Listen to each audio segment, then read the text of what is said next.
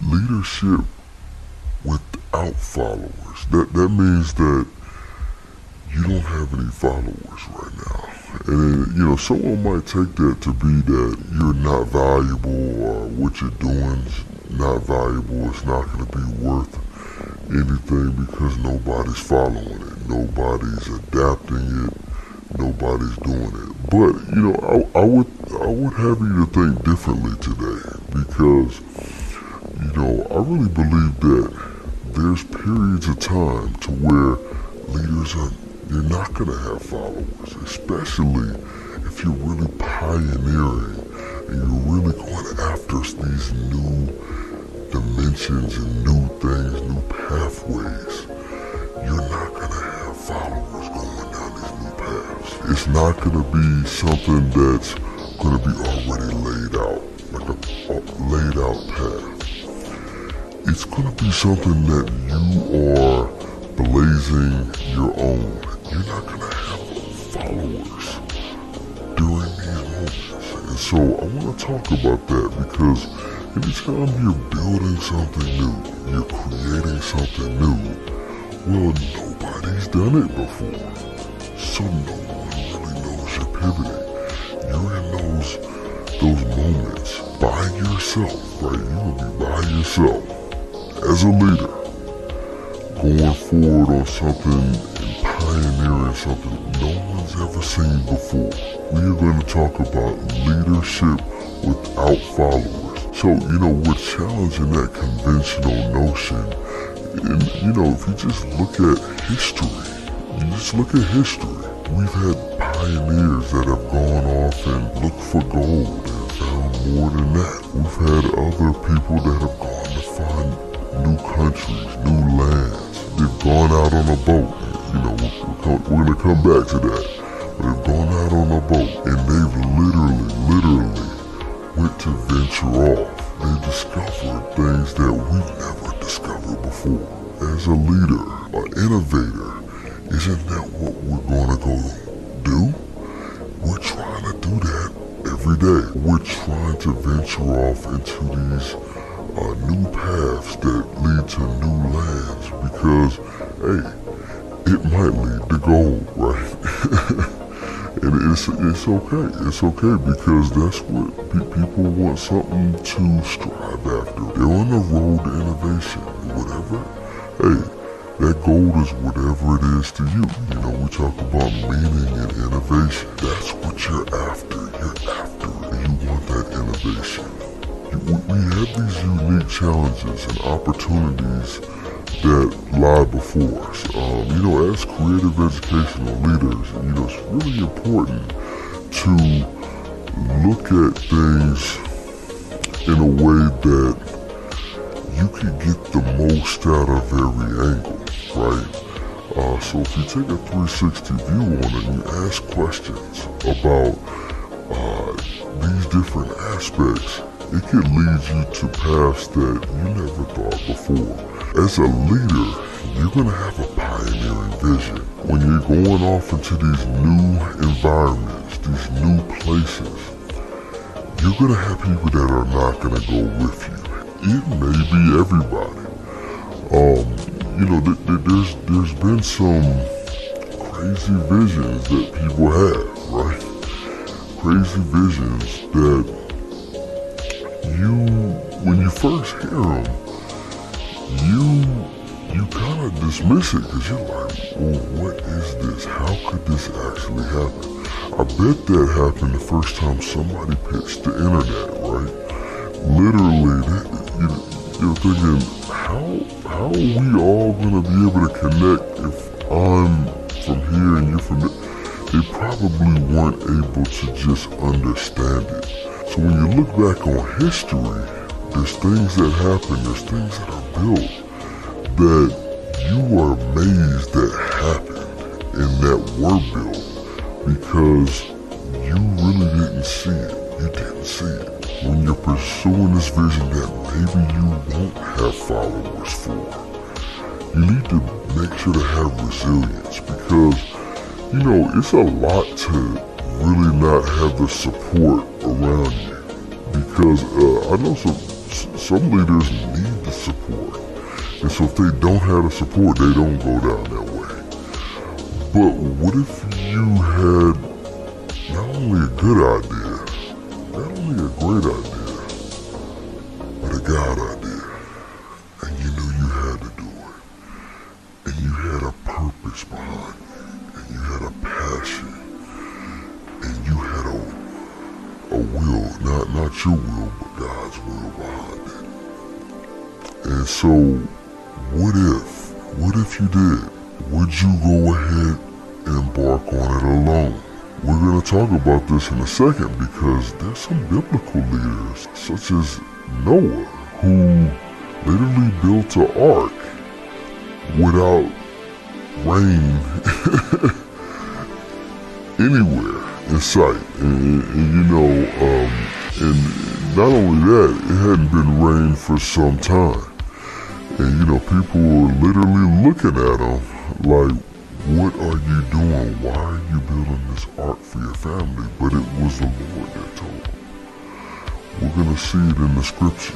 We're going to go to Hebrews 11:7, and where it states, by faith, Noah, when warned about things not yet seen, in holy fear, built an ark to save his family.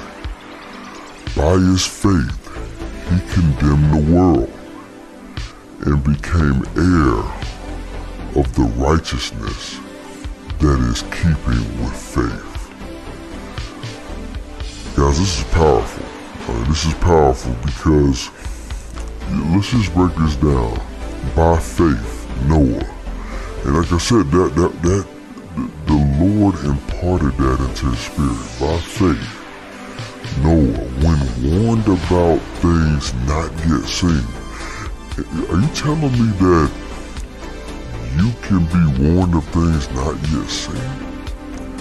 I mean, a lot of times people go off of what they see. They go off of what they see.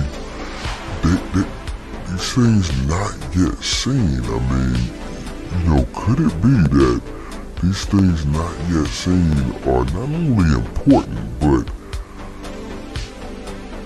could be related to your destiny. But when warned about things not yet seen, in holy fear, built an ark to save his family. And so an ark, a boat, and we come back to the boat, right? To save his family. It hadn't rained in so long. I mean, if you go back and get the context of this, hadn't rained in so long, so people are kind of like, why are you building this? Because we're not seeing it. We're not seeing it. We're not seeing it. Right? So things not yet seen. Other people are not seeing it, but Noah sees it. By his faith, he condemned the world and became heir of the righteousness that is in keeping with faith. And so, this is a righteous act. A righteous act. And we're talking about keeping with the faith and going on that path with no followers. Just think about it. No followers.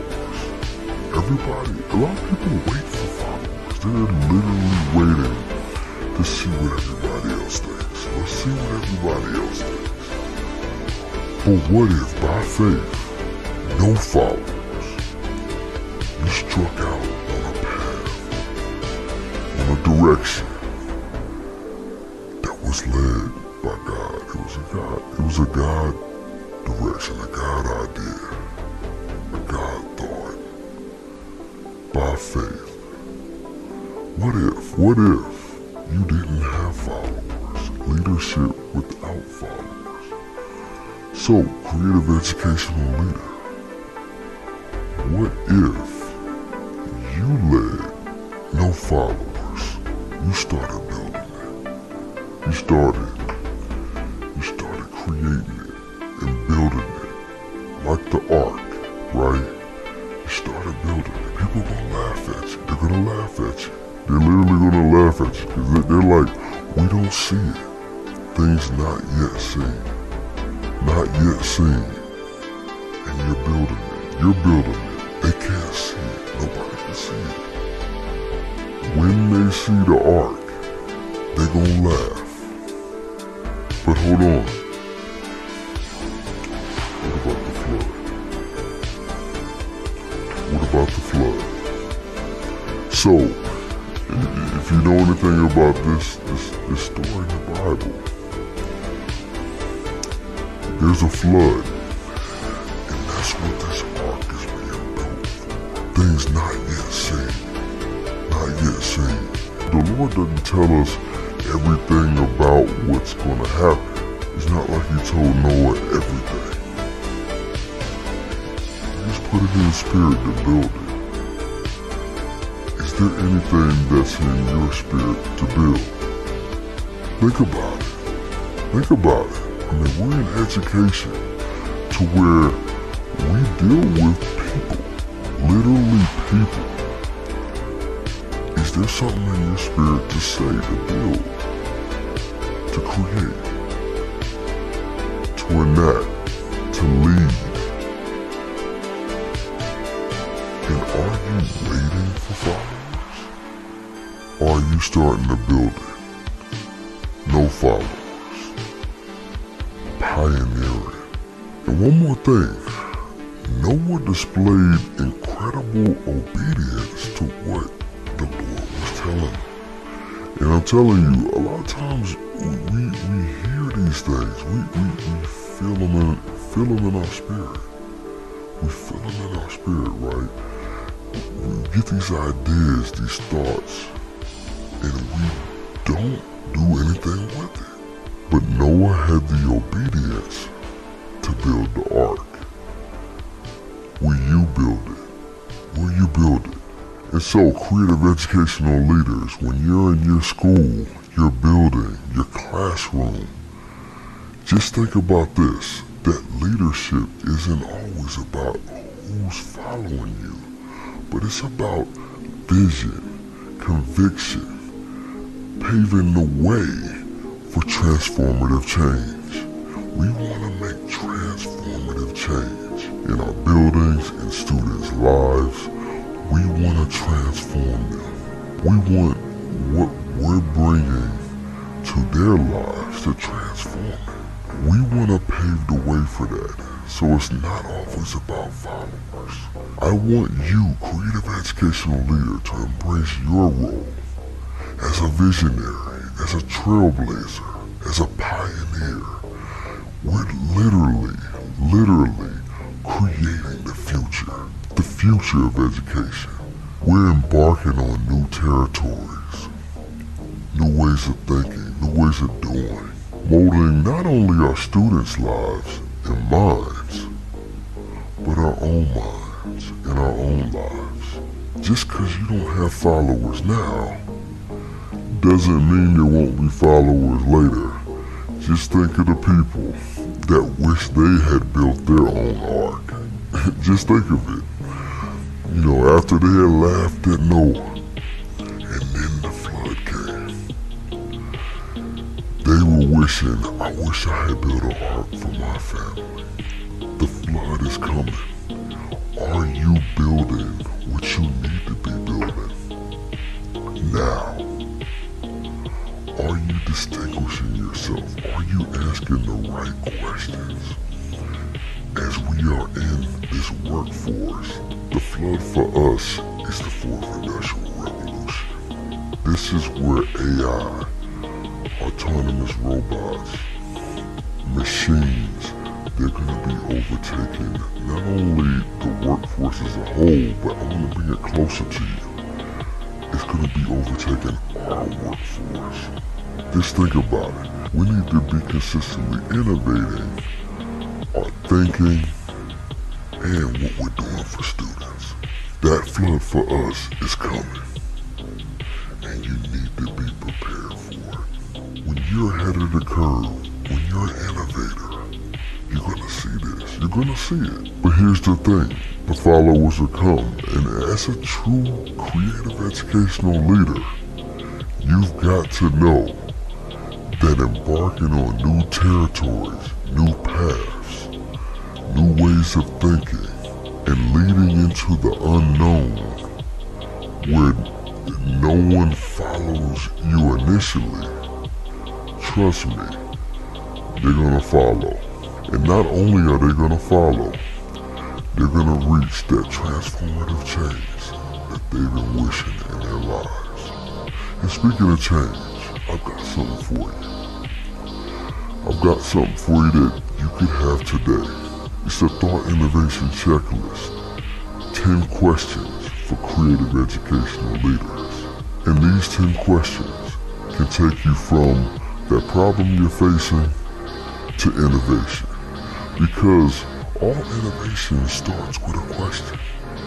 Questioning, hey, does this still have to be the way it is right now?